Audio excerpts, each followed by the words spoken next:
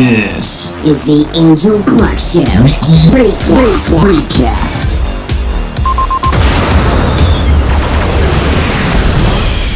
They have a class that is history of the Beatles. This college campus has a class that is history of the Beatles. Are you kidding me? Look, I like the Beatles as a band, but knowing their history, I can think of very few areas where that's going to help you excel in life. It's just a concept, really, that, the whole concept of college itself really does kind of drive me. It drives me insane at this point because of what they're teaching in colleges and how much they're charging to teach this in colleges. And so what we're finding that if you go to college, and you pay $40,000 a year to go to college, you can have the pleasure of taking a class about the history of the Beatles and signed a petition to ban pressure cookers. So we're talking about this image that I posted today, and the reason we're discussing it is I posted this image, and it says "No Child Left Behind" on it, and it says intimidation, manipulation, exploitation, indoctrination. And people are upset over the exploitation and the indoctrination one. The exploitation in particular because it shows a school-age child being approached by representatives of the United States Army holding a sign that says, "Kill for cash for college." And of course, many on the right don't like that because they consider that to be a negative towards our troops. If that's the route that you want to take, that's fine.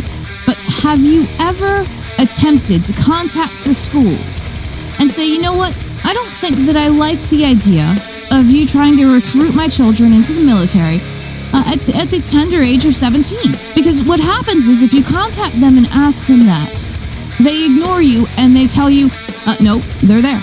That's it, they're there. So then if you say, okay, well, how about if I come in and I set up a booth and I give you informational pamphlets, you look them over ahead of time, pamphlets that say there are other ways to pay for college, and I will sit down and help you find scholarships and help you find funding for college. I will sit down with you one-on-one and we'll fill out paperwork, and here's the informational pamphlets ahead of time, and I'll come in on the same days that these military recruitment guys come in, and I will try and find these kids the funding for college without them joining the military.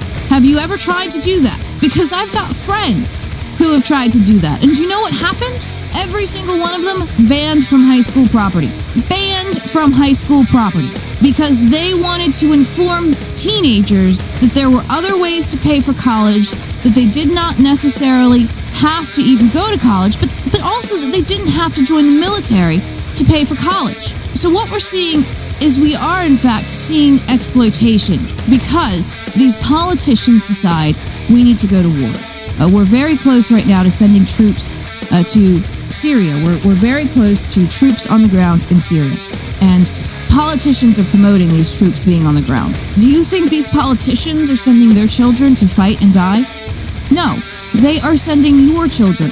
They're sending children who cannot afford to go to college, so they see this as a viable alternative. Now, I have on the line with me John Bush, and John is the executive director of the newly launched Center for Natural Living.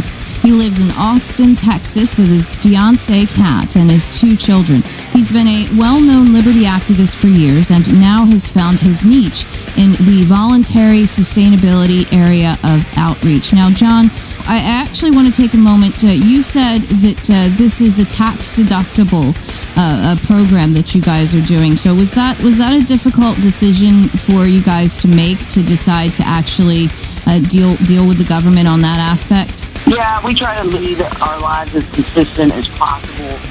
Trying to practice agorism and build alternative institutions and not participate within state systems whenever we have the opportunity to avoid them. But there was a generous donor named John Ramsey that was interested in making a contribution. And the vehicle of a 501c3 is really unique. And, it is kind of dancing with the devil in the IRS, but it gives taxpayers, which many people, even those who reject the idea of coercive taxes and funding foreign wars and oppression at home, people still pay their taxes. I still pay my taxes. It gives people an opportunity to give their money to an institution that's going to turn around and use it to demonstrate the ideals of a voluntary society and living a more natural lifestyle.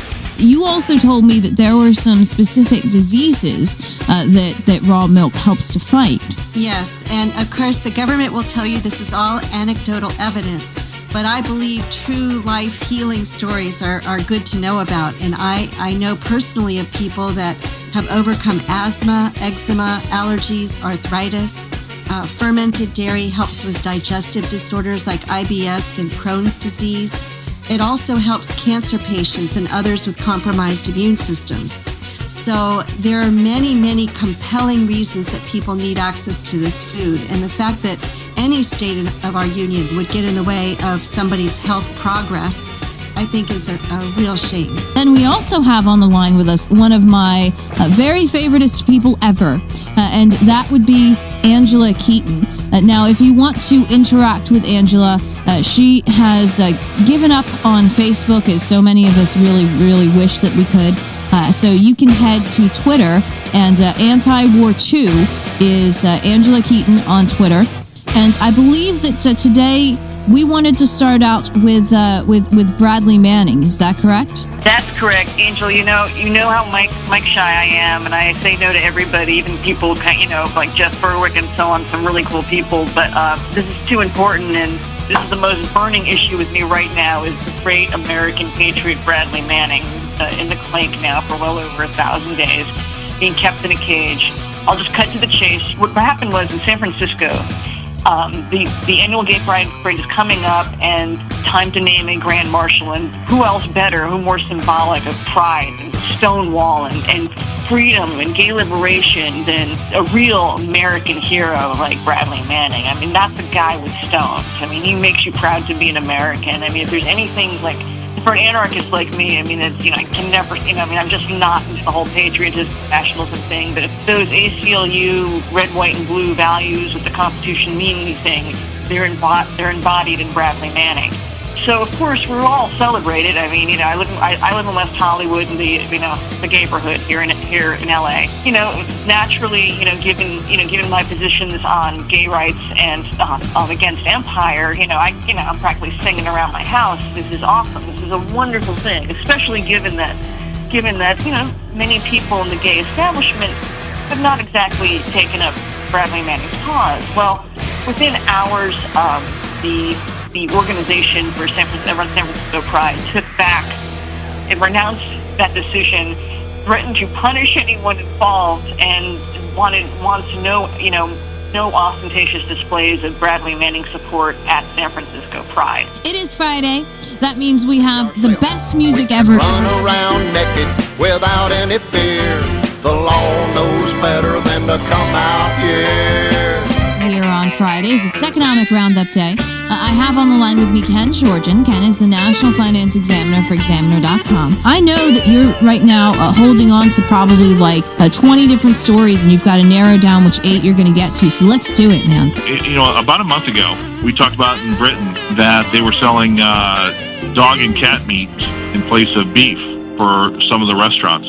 Well, China has decided to take it a little bit further. Actually, it wasn't dog and meat, it was horse meat. They're selling horse meat instead of beef. In China, they just broke up a criminal ring that was selling rat meat being sold as lamb in restaurants all across China. That is, that's disgusting. Holy crap, rat meat? Rat meat, fox, and mink. Oh. This is the Angel Clark Show.